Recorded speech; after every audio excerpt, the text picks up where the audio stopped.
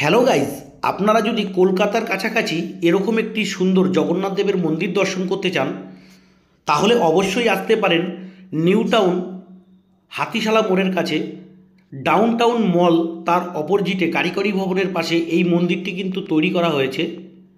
মন্দিরটি এখনও সম্পূর্ণ তৈরি করা হয়নি, কেননা আন্ডার কনস্ট্রাকশন আছে।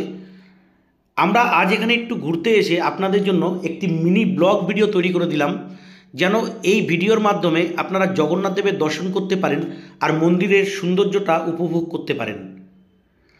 মন্দিরটি এখনও সম্পূর্ণ কমপ্লিট হয়নি, বাউন্ডারি কাজ, কেননা অনেকটা জায়গার উপরে কিন্তু এই মন্দিরটি তৈরি করা হয়েছে।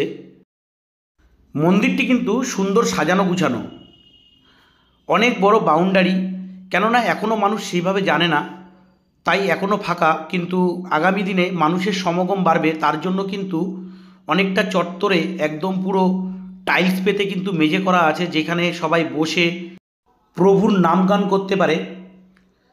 আমরা কিন্তু এখন মন্দিরের ভেতরে এসে গেছি। দারুণ সুন্দর কারুকার্য মন্দিরের ভেতরটিতে, সঙ্গে লাইটের কাজও কিন্তু অসাধারণ সুন্দরভাবে সাজানো লাইট। একদম ঢোকার সোজাসুজি কিন্তু প্রভু জগন্নাথ, বলরাম ও সুভদ্রার বিগ্রহ রয়েছে। জগন্নাথ দেবের ডান দিকে রয়েছেন শ্রী রামচন্দ্র ও লক্ষ্মণ ও সীতা দেবীর বিগ্রহ কিন্তু জগন্নাথ দেবের ডান দিকে রাখা রয়েছে, আর বাঁ দিকে রাখা রয়েছে বজরংবলীর বিগ্রহ। আপনারা কিন্তু এখানে এসে সবাইকেই পুজো দিতে পারেন।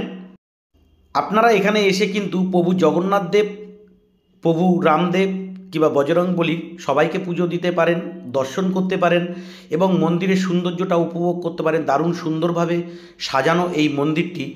এরকমই মিনি ব্লগ ভিডিও সবার আগে পাওয়ার জন্য চ্যানেলটি সাবস্ক্রাইব করে পাশে বেল আইকনটি অবশ্যই দাবিয়ে রাখুন। ভিডিওটি ভালো লাগলে একটি লাইক করে দেবেন, আর আপনার যদি জগন্নাথ দেবকে ভালো লাগে অবশ্যই কমেন্টে লিখুন জয় জগন্নাথ।